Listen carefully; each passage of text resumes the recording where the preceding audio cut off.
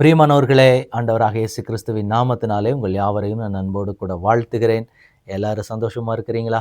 இந்த நாளிலே தேவன் நமக்கு கொடுக்கிறதான ஒரு வாக்குத்தத்தம், ஒரு ஆலோசனை என்னவென்றால், ஏசாயா தீர்க்கதரிசியின் புஸ்தகம் 61ஆம் அதிகாரத்தினுடைய 4வது வசனம். அவர்கள் நெடுங்காலம் பாழாய் கிடந்தவைகளை கட்டி, பூர்வத்தில் நிர்மூலமானவைகளை எடுப்பித்து, தலைமுறை தலைமுறையாய் இடிந்து கிடந்த பாழான பட்டணங்களை புதிதாய் கட்டுவார்கள். இன்றைக்கு ஆண்டவர் நமக்கு சொல்லுகிறதான ஒரு காரியம் என்னவென்றால், நெடுங்காலமாய் பாழாய் கிடந்தவைகளை கட்டுகிற மற்றும் புதிதாக்குகிற அபிஷேகம். எனக்கன்பான தேவனுடைய பிள்ளைகளை, இந்த இடத்துல சொல்லப்படுகிற பொழுது, இந்த வசனம், இந்த அதிகாரம் ஆரம்பிக்கும் போது எப்படி ஆரம்பிக்கும் அப்படின்னா, கர்த்தராகிய தேவனுடைய ஆவியானவர் என் மேல் இருக்கிறார் அப்படின்னு சொல்லி தான் ஆரம்பிக்கும். இன்றைக்கு தேவனுடைய அபிஷேகம் உங்க வாழ்க்கையில எப்படி வெளிப்பட போகுது அப்படின்னா, நீங்கள் அநேக பாழானவைகளை புதிதாய் கட்டப் போகிறீர்கள். அந்த புதிதாக அந்த கட்டுகிற அபிஷேகத்தை ஆண்டவர் உங்கள் மேல வைக்க போகிறார். இந்த இடத்துல சொல்லப்பட்டிருக்கிற வார்த்தைகளின்படி, தலைமுறை தலைமுறையாய் இடிந்து கிடந்த பாழான பட்டணங்களை புதிதாய் கட்டுவீர்கள். எனக்கன்பான தேவனுடைய பிள்ளைகளே, அநேக பாழாக்கப்பட்ட ஸ்தலங்களை புதிதாய் கட்டுகிற ஒரு அபிஷேகம் உங்கள் மேல வைக்கப்படுகிறது. ஆண்டவர் உங்களுக்கு கொடுக்கிற ஒரு அபிஷேகம் என்ன அப்படின்னா, ஏதாவது பாழாய் போன இடங்களை நீங்கள் புதிதாய் கட்டப் போகிறீர்கள். எந்தெந்த இடம் பாழாய் போன நிலைமையில் இருக்கு? எத்தனை பேருடைய வாழ்க்கை பாழாக்கப்பட்ட ஒரு நிலைமையில் இருக்கு? எத்தனை ஸ்தலங்கள் பாழாய் போன நிலைமையில இருக்கிறது? அது எல்லாத்தையுமே ஆண்டவர் உங்க கைகளினாலே கட்டுவேன் என்று ஆண்டவர் வாக்கு கொடுக்கிறார். உங்க கையில அப்படிப்பட்ட ஒரு அபிஷேகம் வைக்கப்பட்டிருக்கு. பொதுவாக எல்லாருக்குமே இந்த கிருபை ஆண்டவர் கொடுக்கிறது கிடையாது. ஒரு சிலரால மட்டும்தான் சில இடங்கள்ல மாற்றத்தை கொண்டு வர முடியும். அந்த மாற்றத்தை கொண்டு வருகிறதற்கு ஒரு அபிஷேகம் வேண்டும். எல்லாராலையுமே அந்த காரியத்தை செய்துவிட முடியாது. தேசமா இருக்கட்டும், சபைகளா இருக்கட்டும், எந்த இடத்துலையுமே ஒரு மாற்றத்தை கொண்டு வர வேண்டுமானால் அது நிச்சயமா எல்லாராலையும் முடியாது. அதற்கு தேவன் ஒரு அபிஷேகத்தை வைத்திருப்பார், புதிதாக்குகிற அபிஷேகம். இப்ப இந்த இடத்துல ஒரு இடத்துல பாழாய் கிடக்குது அப்படின்னா, அவங்க கால் வச்சாங்க அப்படின்னா அந்த இடத்துல சுற்றிலுமா இருக்கிற சூழ்நிலைகள் மாற ஆரம்பிச்சிடும். அது தேவன் அவங்க மேல கொடுத்திருக்கிற அபிஷேகம். ஒரு பாழாக்கப்பட்ட ஒரு குடும்பம், ஒரு பாழாய் போன ஒரு வாழ்க்கையே பாழாய் போன ஒரு நிலைமையில இருக்குது அப்படின்னு சொல்லி ஒரு தேவனுடைய மனிதர் அந்த இடத்துக்குள்ள போய் ஜெபித்து விட்டு வந்தா அந்த இடத்துல இருக்க சூழ்நிலைகள் தலைகீழா மாறும். ஏன்னா அவங்க மேல வைக்கப்பட்டிருக்கிற அபிஷேகம் என்ன அப்படின்னா, அதை பாழானவைகளை புதிதாய் கட்டுகிற அபிஷேகம். ஒன்றுமே இல்லாத இழந்த நிலைமையில இருக்கிறாங்களா, அந்த தேவ மனிதர் ஜெபிக்கும் போது உங்க மேல இருக்கக்கூடிய அபிஷேகத்துல வைத்து நீங்க ஜெபிக்கும் போது என்ன ஆகும் அப்படின்னா, அந்த இடத்துல அந்த பாழானவைகள் புதிதாய் மாற ஆரம்பிக்கும். ஒன்றுமே இல்லாத இடத்துல அநேக காரியங்கள் உருவாக ஆரம்பிக்கும். இது தேவன் உங்களுக்கு கொடுக்கிற ஒரு அபிஷேகம். ஏன்னா இது ஆண்டவர் எல்லாருக்குமே இந்த கிருபை ஆண்டவர் கொடுத்திருப்பாரா அப்படின்னா நிச்சயமாய் சொல்ல முடியாது. ஒரு சிலருக்கு பர்டிகுலரா ஆண்டவர் அந்த கிருபையை கொடுத்திருக்கிறார். அந்த கிருபையை ஆண்டவர் உங்களுக்கு கொடுப்பேன் என்று ஆண்டவர் வாக்கு கொடுக்கிறார். நீங்க ஜெபிக்க போறீங்க.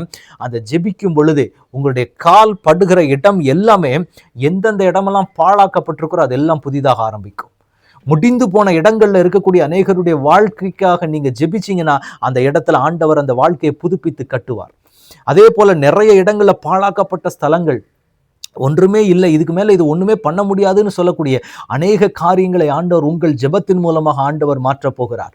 பாழான அநேக காரியங்கள் புதிதாக்குகிற ஒரு அபிஷேகத்தை ஆண்டவர் உங்களுக்கு கொடுப்பேன் என்று ஆண்டவர் வாக்கு கொடுக்கிறார். நீங்க பேசும்போதே அந்த வல்லமை வெளிப்பட ஆரம்பிக்கும். உங்க வார்த்தையை கேட்கும் பொழுதே அந்த அபிஷேகம் அநேகரை தொட ஆரம்பிக்கும். பாழாய் போன காரியங்கள், வாழ்க்கையை கெடுத்து நாசமாக்கின சத்துருக்களினுடைய கிரியைகளை நொறுக்குகிற ஒரு அபிஷேகத்தை ஆண்டவர் உங்கள் மேல வைக்க போகிறார்.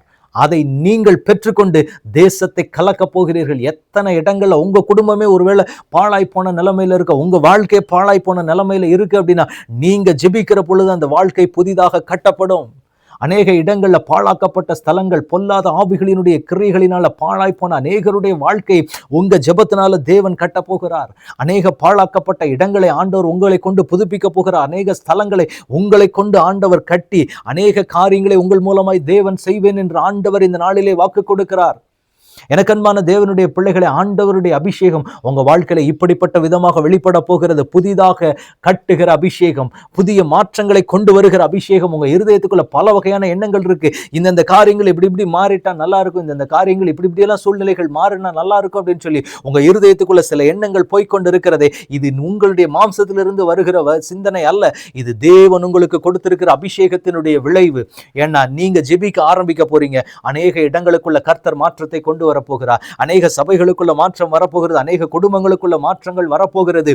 நீங்கள் கால் வைக்கிற இடங்களில் எல்லாமே நீங்க ஒரு இடத்துல போய் ஜெபித்து விட்டு வந்தீங்கன்னா அந்த இடத்துல அற்புதங்கள் நடக்காம அந்த இடத்தை விட்டு நீங்கள் திரும்பி வரமாட்டீர்கள். அப்படிப்பட்ட அபிஷேகத்தை ஆண்டவர் உங்கள் மேல வைத்திருக்கிறார். ஏனென்றால் நீங்கள் எல்லாவற்றையும் புதிதாக்குகிறதற்கு தேவனால் அபிஷேகம் பண்ணப்பட்ட தேவனுடைய பிள்ளைகள்.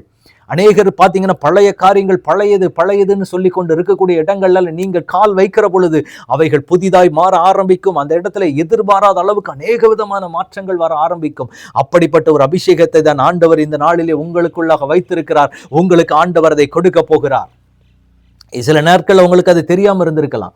இப்படியெல்லாம் நடக்குமா, இப்படியெல்லாம் காரியங்கள் போகுமான்னு சொல்லி சில மனிதர்கள் உங்களை பார்த்தே சொல்லி இருக்கிறாங்க. நீங்க வந்தீங்க, நிறைய மாற்றங்கள் இந்த இடத்துக்குள்ள வர ஆரம்பித்து விட்டது அப்படின்னு சொல்லி உங்களை பார்த்து இன்னைக்கு அநேகர் சொல்ல போறாங்க. ஏற்கனவே சில பேர்கிட்ட சொல்லிட்டு இருக்கிறாங்க, அது உங்களுக்கு புரியல. நான் வந்தா எப்படி அது மாறும் அப்படின்னு நினைச்சீங்கன்னா, இன்றைக்கு ஆண்டவர் சொல்லுகிறார், உங்களுக்கு ஆண்டவர் கொடுத்திருக்கிற அந்த அபிஷேகம் என்ன அப்படின்னு பாத்தீங்கன்னா, மாற்றத்தை உண்டு பண்ணுகிற புதிதாக்குகிற அபிஷேகம். நீங்க போய் ஒரு இடத்துல காலை வச்சீங்க அப்படின்னாலே அந்த இடம் புதிதாக்கப்படும். அந்த இடத்துல இருக்கக்கூடிய பாவ சாப கட்டுகளா இருக்கட்டும், என்னவா வேணாலும் இருக்கட்டும், பாழா போனதா இருக்கட்டும், பாழாக்கப்பட்ட கிரியைகள் உள்ள இருக்கலாம், பாழாக்குகிற அருவருப்பின் கிரியைகள், பாவத்தின் கிரியைகள், சாபத்தினுடைய கிரியைகள் எது உள்ள இருந்தாலும் சரி, நீங்க அந்த இடத்துல போய் நின்னீங்கன்னா உங்க மேல இருக்கிற அபிஷேகத்துல அந்த கிரியைகள் எல்லாமே சுற்றிலும் நுறுங்கி போகும். அப்படிப்பட்ட ஒரு அபிஷேகத்தை ஆண்டவர் உங்க மேல வைத்திருக்கிறார். நீங்க அதற்குன்னே அபிஷேகம் பண்ணப்பட்ட ஒரு ஆளு. அதனாலதான் ஆண்டவர் இன்றைக்கு உங்களுக்கு சொல்லுகிறார், அப்படிப்பட்ட பாழானவைகளை புதிதாக்குகிற அபிஷேகம் உங்களுக்கு கொடுக்கப்பட்டிருக்கிறது. எனவே இன்னைக்கு வரைக்கும் உங்க மேல இருக்கிற அபிஷேகத்தை என்னன்னே தெரியாம இருந்தீங்க. சில பேர் சொல்லுவாங்க, நீங்க உள்ள வந்த உடனே நிறைய மாற்றங்கள் வர ஆரம்பித்து விட்டு நீங்க ஜெபிச்சாலே நிறைய மாற்றங்கள் நடக்குதுன்னு அநேகர் சொல்லும் போது உங்களுக்கு சில காரியங்கள் புரியல. இன்றைக்கு ஆவியானவர் உங்களோடு கூட தெளிவாக பேசுகிறார். உங்களுக்கு கொடுக்கப்பட்டிருக்கிறது புதிதாக்குகிற அபிஷேகம், மாற்றத்தின் அபிஷேகம். அது மாற்றங்களை உண்டு பண்ணும். இந்த இடத்துல சொல்லப்பட்டிருக்கிற வார்த்தையின்படி நெடுங்காலமாய் பாழாய் கிடந்தவைகளை கட்டி பூர்வத்தில் நிர்மூலமானவைகளை எடுப்பித்து தலைமுறையாக பாழான பட்டணங்களை நீங்கள் புதிதாக்க கட்டுகிற ஒரு அபிஷேகத்தை ஆண்டவர் உங்க மேல வைத்திருக்கிறார். எனவே நீங்க என்ன பண்ண போறீங்க அப்படின்னா, இனிமேல் அந்த அபிஷேகம் உங்களுக்குள்ள இனி கொழுந்து விட்டு எரிய ஆரம்பிக்கும். இப்பொழுது நம்ம செபிக்க போகிறோம். தேவன் ஒரு விசேஷித்த அபிஷேகத்தினால உங்களை நிரப்ப போகிறார். தகப்பனே, உடைய கரங்களில் ஒப்பு கொடுக்கிறோம். உடைய பிள்ளைகளோடு நீர் பேசின வார்த்தையின்படியே ஆண்டவரே, உடைய பலத்த அபிஷேகம் இப்பொழுது உங்க பிள்ளைகள் மேல இறங்கட்டும். ஒரு மாற்றத்தையும் புதிதாக்கப்பட்ட காரியங்களை செய்கிற ஒரு அபிஷேகத்தை உங்க பிள்ளைகள் மேல கர்த்தர் இந்த நாளிலே ஊற்றுகிறதற்காக ஸ்தோத்திரம். அநேகருக்கு இது தெரியாம நின்றுகிறாங்கப்பா. அந்த பிள்ளைகளோடு கர்த்தர் பேசின வார்த்தைகளுக்காக ஸ்தோத்திரம். இப்பொழுது அந்த பிள்ளைகள் என்ன காரியங்களுக்காக ஜெபித்து கொண்டு இருக்கிறாங்களோ, இப்பொழுதே உடைய பிள்ளைகள் இந்த புதிய மாற்றத்தை உண்டு பண்ணுகிற அபிஷேகத்திற்கு யார் யாரை எல்லாம் பரலோகத்தின் தேவன் முன்குறித்திருக்கிறீரோ அந்த பிள்ளைகளுக்கு நேராக உடைய கரம் இப்பொழுதே நீட்டப்படுவதாக, உடைய அபிஷேகம் பொழிந்தருளப்படுவதாக. அந்த பிள்ளைகளுக்காக இப்பொழுதே வானம் திறக்கப்பட்டு உடைய பரலோக தேவனுடைய அபிஷேகம் இப்பொழுதே உடைய பிள்ளைகள் மேலே இறங்குவதாக. தேவனுடைய ஆவியானவர் இப்பொழுதே உடைய பிள்ளைகளை வல்லமையாய் நீ நிரப்பும்படி உடைய கரத்திலே ஒப்புக் கொடுக்கிறோம். கர்த்தருடைய ஆளுகை, கர்த்தருடைய பிரசன்னம், கர்த்தருடைய மகிமை முழுவதுமாக அந்த இடத்தை நிரப்பட்டும். ஆண்டவரே, உடைய கரத்தில் ஒப்புக் கொடுக்கிறோம். கர்த்தர் உம்முடைய பிள்ளைகளை பொறுப்படுத்து. இந்த நாள் முதல் உமக்கென்று உம்முடைய பிள்ளைகள் எரிந்து பிரகாசிக்கிற விளக்குகளாக மாறி உமக்கு சுடர்விட போகிறதற்காக உமக்கு ஸ்தோத்திரம். கர்த்தருடைய கரத்தில் ஒப்புக் கொடுக்கிறோம். ஆளுகை செய்ய வழி நடத்துங்க. இயேசு கிறிஸ்துவின் நாமத்தில் ஜெபம் கேளும் எங்கள் நல்ல பிதாவே. ஆமென், ஆமென், ஆமென். God bless you.